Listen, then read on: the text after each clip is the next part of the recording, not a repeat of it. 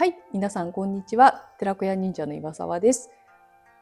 今日は、小畑奈穂子さんに、お越しいただきまして、また着物についていろいろトークと、あと着付けの仕方ですねについて教えていただこうと思います。よろしくお願いします。よろしくお願いします。はい。では早速なんですが、今の季節結構本当であれば、まだ今日5月の末の方なので合わせとかの時期なんですけど、そうですね。もうちょっと合わせはとても暑くてなかなか着られないと思うんですけど、今の季節奈穂子先生はどういう服装をなさってますか？そうですね、もう、とにかく暑いので、私は4月の暑い時期からはもう徐々に一重、そしてこの時期ですと、暑い時は本当に夏着物を着てしまいます。今日ね、タイさん。そうなんですよ。夏着物で。結構もう5月末の頃だと30度とか、暑い日はなってしまって、もうかなり夏日で、ほとんどね、最近はね、もう夏みたいな日なので、もう私は一重も着ますし、あと涼しい日は頑張って合わせ着ることもありますけど、あとはお茶会とか、そういうなんかこう、しっかりした場面であれば、ちょっと合わせとか頑張って着ることもありますけど、もう5月の連休明けぐらいからは一重と夏着物にしてますね。やっぱりまだお茶の席では、その5月はまだ合わせで決まっているんですね。そうですね。本来ね、本当は合わせが一応5月までで、6月からが一重で、7月からが夏着物っていう感じですよね。そうですね。私の教室でも一応一通りその5月はまだその教科書通りに合わせと夏と一重とっていうふうにお伝えしてるんですけども、やはり体感によってもう変えてしまっていいということはお伝えします。ただ TPO に合わせてそこは変えていただくようにとはお伝えしています。そうですよね。今日先生どんなのお召しになってるか。私はそうですね。今日朝起きたらまだちょっと肌寒かったので、本当は夏着物にしようかと思ったんですけども、ちょっと涼しいので一重を着てまいりました。ただ中の襦袢は朝にしています。いいですよね。今の季節すごい朝は快適ですよね。もう朝は私はもうこの時期だけに限らず12月の半ばぐらいまで着ることがありまして、暖かい時はもう合わせの下には朝の着物っていう時もあるぐらい、ちょっと中で調節しています。確かに中で調節した方がいいですよね。どうしてもね、見た目でね、ちょっとなんか分かっちゃいますもんね。中だとね、全然見えないので。襟だけちょっと変えてとかでね。そうですね。襟もですね。ちょっと今はね、ちょっとちょっと薄手のですけど、朝の襦袢ですけど、冬になるとちりめんのつけたりとか、ちょっと温かみのある色とかで、季節の変わり目、季節によって変えています。なるほど。今日の半襟可愛らしいですけど、そうですか。今日はね、本当にカジュアルな、特にブランドとかはないんですけども、この背中に見えるところに猫ちゃんが本当ですね。ちょっとユニークな半襟です。可愛いですね。お着物は一重で柄の方は何柄？柄はそう市松ですね。柄は織の市松模様で、ちょっとそうね、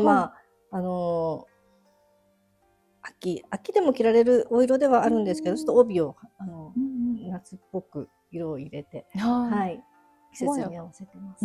爽やかですよね、グリーンとかね、これをね、そうなんです。これは栗山千三郎さんという染めの、そうなんですね。方の着物、帯になります。どういう染め？これも紅型ですかね。ちょっといろんな結構こう濃いはっきりした色をこう染めている先生なんですけども、ちょっと鮮やかな、ちょっと暗めの着物の時は帯は明るくするようにしています。なるほどですね。バランスをとってって大事ですよね。全体的にね、なんか黒っぽいのばっかりだと暗くなっちゃいますもんね。そうですね。冬なんかはいいかもしれないですけど。なんか私いつも迷うんですけど、今の季節とかで例えば着物を夏にするじゃないですか。帯も合わせた方がいいのか、それとも逆になんか帯とかは通の合わせ用の帯とかの方がいいのか。そうですね。まあ夏のお着物なので、夏のね帯されるのが一番まあしっくりくるとは思います。はい。そうですよね。すごく素敵です。ありがとうございます。結構これからの季節重宝しそうかなっていう感じで、はい。こちらは押松麦の夏用の着物なんですけど。中も夏もう夏にしてます。今日ちょっと予定がかなりなんかたくさん入っててバタバタしてて、ちょっと合わせだと汗だくになっちゃうのみたいな。すでにちょっとこの大島でもちょっと汗がみたいな感じなので。なのでこうなんだろう、まあ教科書通りも大事ですけども、それを分かった上でその人のねライフプランとかその日の予定に合わせて着るでもいいと思っています。そうですね。わかりました。どうもありがとうございます。ありがとうございます。夏の時の上にコートとか羽織とかどんなものを着ているかっていうことについて少し教えていただければと思います。はい。夏ですね。すごく皆さんコート結構質問いただいたり困ってらっしゃる方多いと思うんですけども、夏の時は薄手のもの、夏物のコートっていうのがありますので、それを着ていただくのが良いと思います。帯を守るためもありますし、良いんですけども、なんせ暑いということで、なので私も夏よけのコートは持っているんですけども、ちょっと薄手の、ストールとかを肩にかけるだけでも、帯は、半分ぐらい隠れますので、そういったところでちょっと帯を守ってみたりとか。やっぱちょっと夏とはいえ室内がね結構冷えてると着物を着ても首のあたりが寒いと思うので、そういう時はそのストールをちょっと肩にかけたりとかっていうような感じで対応をしています。今日私が着てきたのはこちらのロでしたっけ？ロですよね。ロとかシャとかラとかいろいろありますよね。夏はすごい素敵なコート。夏に黒っていいですよね。涼しく感じるんですかね。そうですよね。なんか意外と白よりも黒の方が涼しく見えますよね。こんな形のものを着ています。素敵ですね。ありがとうございます。なんか結構涼しいのでもう5月ぐらいから真夏まで来たりもするんですけど、本当に夏の一番暑い時期は私もちょっとストールとかにすることもあって、そういう時ってその帯はやっぱり隠した方がいいんですよね。なんかどこにかけるか問題も、ストールも結構どこにかけるか問題があって、なんか帯が見えちゃってる人とかも結構いらっしゃるけど、あれは帯を隠すためにストールは隠すというよりも帯を守るためという方が、なんかいろんなことがねありますけどね、いろんなお話があって、帯付きだとちょっと夜の方たち、夜の仕事の方たちが帯付きで帯を出して街を歩くのはいいけど、なんかこうそうでない方は帯を隠すとかっていうねお話もありますけども、っていうよりもなんだろうやっぱり私たち電車乗る時とか人混み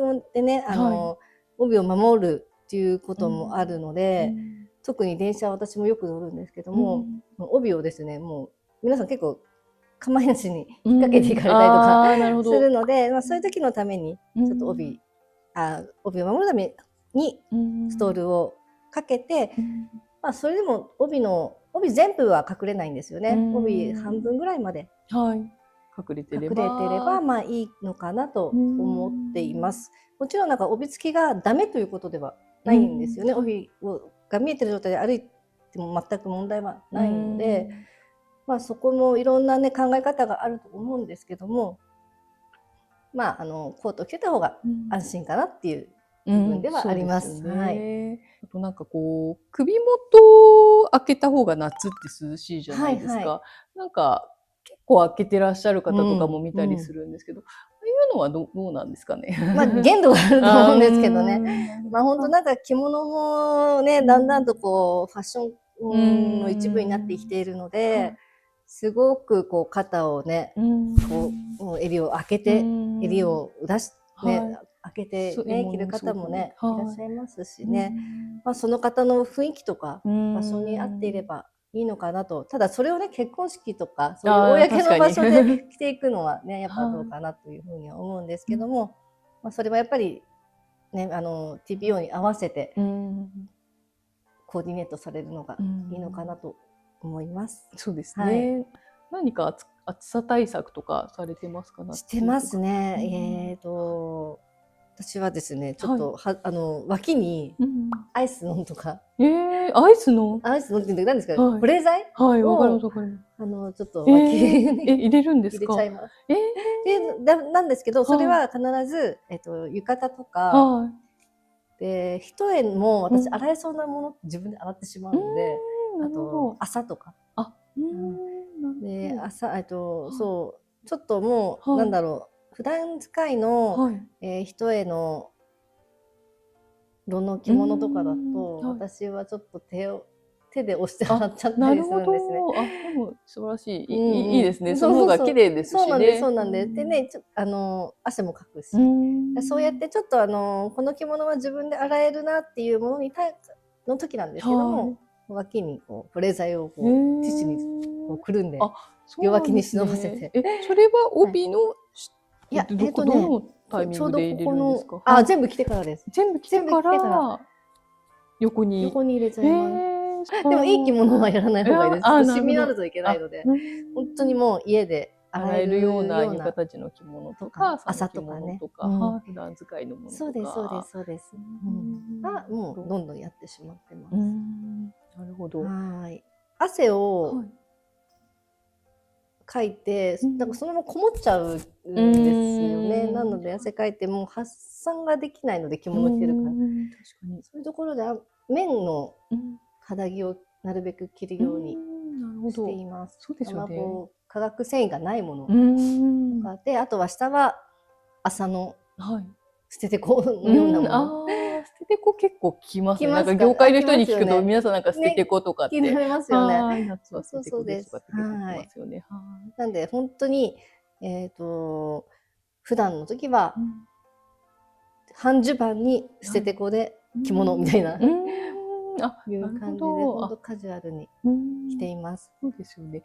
結構ポリエステルとかってすごい足に夏とか張り付きますよね。張り付きますね。そうなんです。とか朝とかがいいですよね、夏は。そうなんです。自然の生地の方が自然風の方が通気性もいいと思います。なんか最近嘘つき襦袢みたいな感じで肌襦袢と長襦袢が一緒になってるタイプのあるじゃないですか。ああいうのとかって使われたりする？私ね、意外にあんまり使ったことがなくて、なんか機能的なものを使ったことがないんですけども、まあ結構ね、先輩とかね、着物着るね方に聞くとね、着てる方多いですよね。あれは襟がね、すぐ取れて洗えるっていうのも。なんかこの夏はすごく魅力的な一つだと思うんですけども、私はなんか結構本当に全部洗っちゃうので、家で。そうですね。勇気がある方は洗ってしまっても、そうですね。いいかと思います。わかりました。私もちょっと嘘つき襦袢まだ使ったことないんですけど、ちょっと今年の夏デビューしてみようかななんて思ってるので。どうなんですかね。どうですかね。なんかまたもし来たらちょっとそのね。解説というか感想とかもさせていただければと思います。もうなんかね、扇子のね、この仰ぎ方も一度日本舞踊の先生に教わったんですけども、ちょっと今ないんであれなんですけど、こうやってやらないみたいな。ちょっとやってみましょうか。肩になんかこう顔の近くでパタパタさせるって。ありがとうございます。なんかそう、私もその時知らずにこう扇子を広げてこんなことしてやってたら。なほさん、そんな仰ぎ方しちゃいけませんとか言われて、なんかやっぱこう自分の顔の近くで細かくこうやった方が美しいですよっていうことを言われまして、でもこういったね扇子なんかで夏対策してますね。ありがとうございます。なるほど、そうですよね。仰ぎ方は確かにありますよね。なんかこうやって仰いでるとなんかね、あんまりなんかちょっと美しくないですよね。っていうようなね、ちょっとそういったこともありますけど、あれですか、タイさんは夏対策どうされてますか？私はなんかあんまりしてなくて、なんかだからもう本当に中のその着る下着とかをなんか私も綿とか朝にしたりとか。あとは何ですかね、ちょっとそのおっしゃってたような保冷剤とかしたことがないので、ちょっとぜひ今度やってみたいなっていうのと、あとやっぱりその嘘つき襦袢はよくね着られる方がおっしゃってるので、それは今年の夏はデビューしてみようかなと思ってるんですけど、ぜひぜひ教えてください。はい、そうですね。はい、わかりました。どうもありがとうございます。ありがとうございます。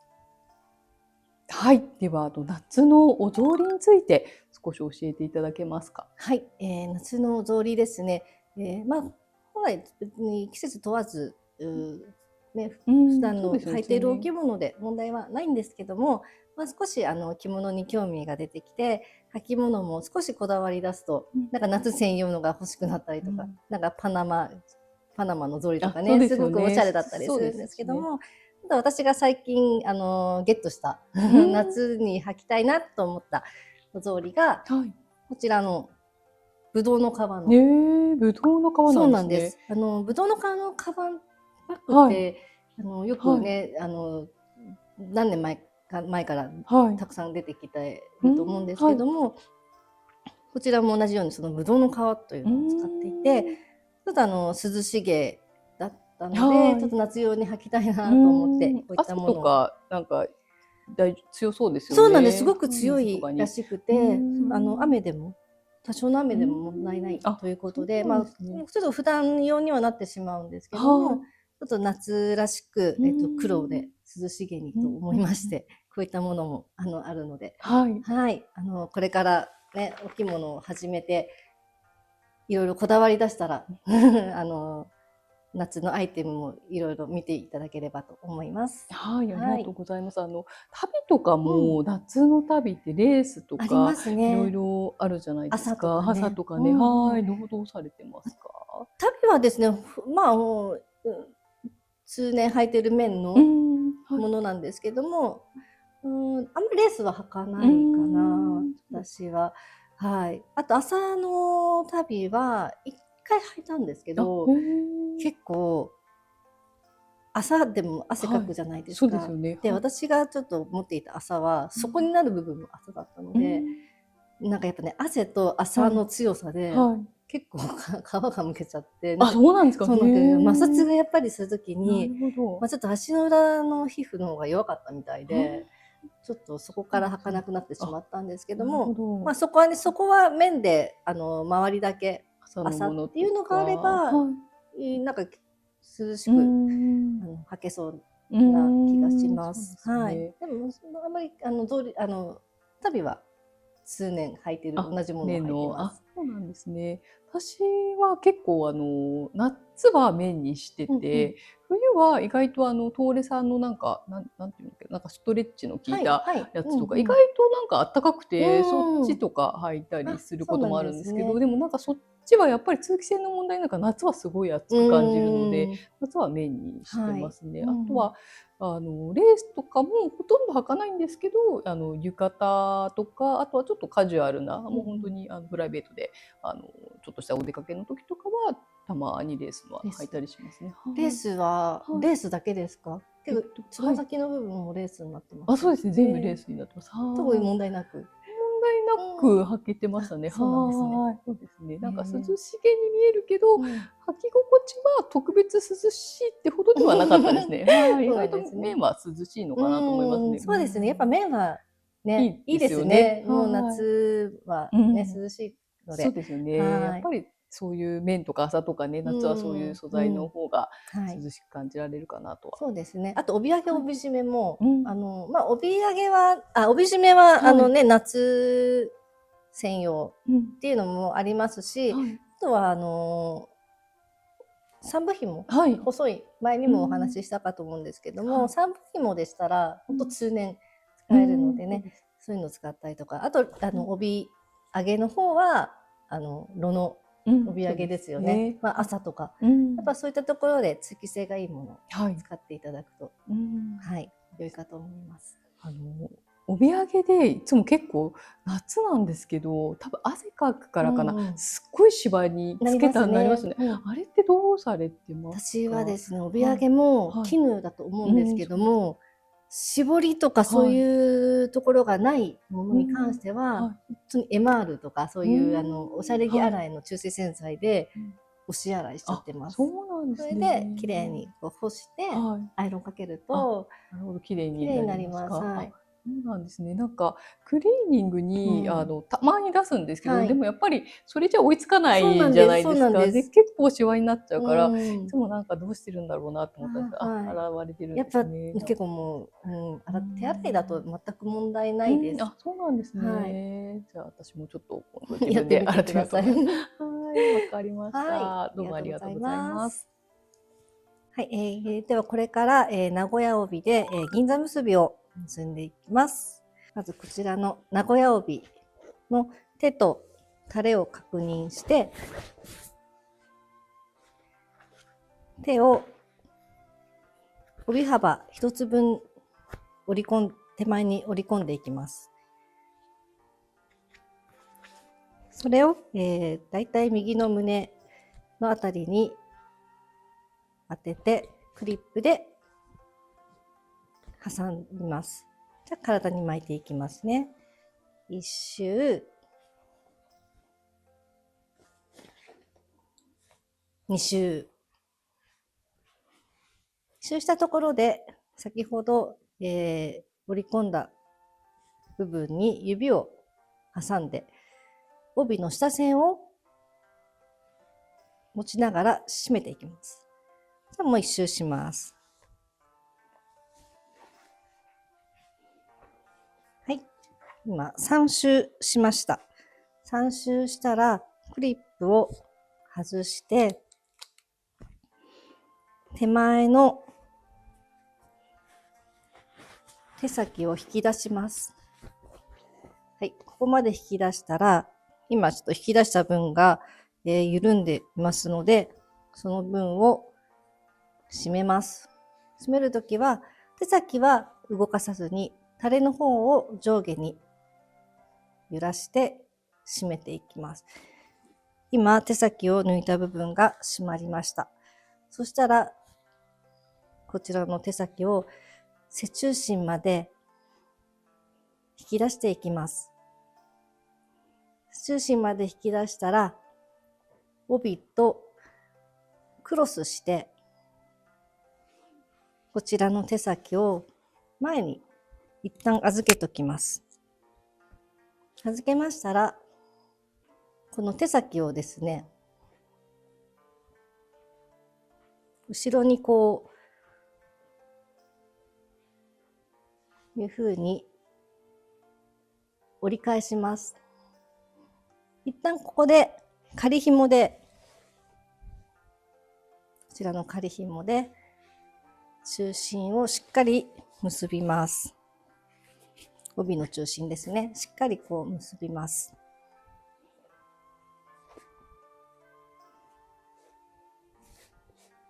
はい。そうしましたらこのタレの方をですねこちらの仮紐を使って手を広げてタレを広げます。だいたいこの広げたあたりからをぐっと背中に持っていきます。背中に持っていきこちらの仮紐前でしっかり結びます。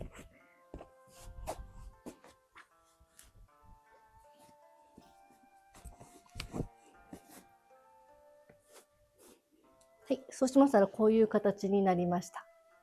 帯揚げをですね、今揚げた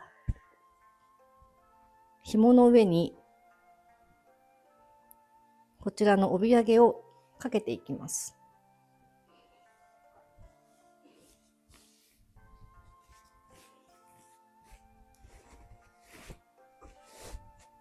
ここもね、しっかりと結んでください。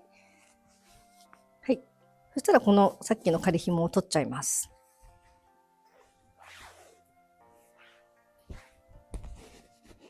でこれは後できれいに整えますので、くるくるっと丸めて入れときます。はい。そしたらこのですね、タレの方をだいたいこの帯の下線から人差し指強ぐらいの、わかりますかね、人差し指強ぐらいの長さを確認できたら下線をこう止めていきます。この仮紐もしっかりと結んでください。真ん中に来ているこの手先、こちらについている仮紐を取ります。そうしますと、この手先が今ブラーンとしている状態なんですけども、この下にこのちょっと今手でどんなイメージかありますね。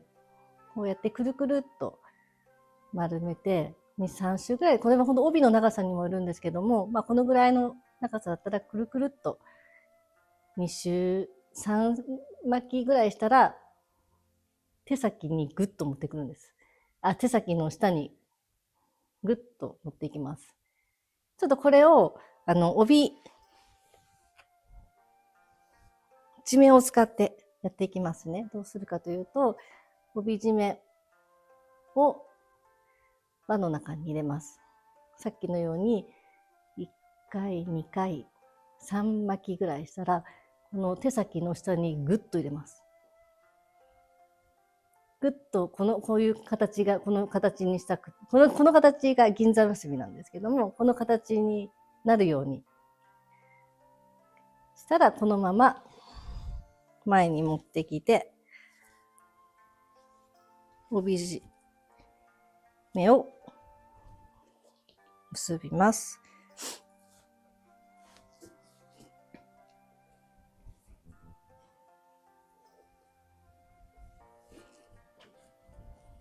はい、銀座結びの良いところは、まあ、これからの季節暑くなるので、今帯枕を使っていないので、背中がとっても涼しくなります。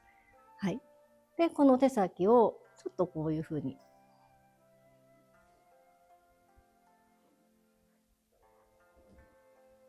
船底のように、ここがね、船の底のようになるように、こういう感じで横に斜めか、まあちょっと斜めがいいですかね。斜めにこうなるように。手先を斜めにしたら、このままもう銀座結びが出来上がりです。あとはこういう仮紐類を全部外して、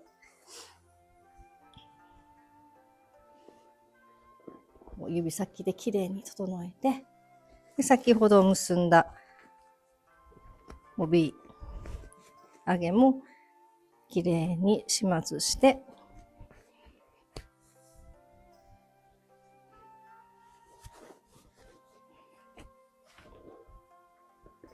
はい、これで銀座結びができました。はい。以上です。はい、この銀座結びなんですけども、本当いろいろ諸説があって、私もいろんな方にいろいろ聞いてきたんですけども、一説によると、やっぱり夜のお商売されているお姉様たちが、従来袋帯で二重太鼓をしてたんですけども、まあ、毎日着物を着るのに大変だということで、このように簡単に銀座結びといって枕がなく締められる方法ということを考えついて、こういう結び方が生まれたっていうのを一つ聞いたことがあります。あと名古屋帯、ついでに言ってしまうと、この名古屋帯ですね。名古屋帯も、同じように、今まではその前までは袋帯といってもう少し長いタイプのもので、二重太鼓になるようなものが多かったところ、毎日結ぶのが大変だという、これは名古屋の、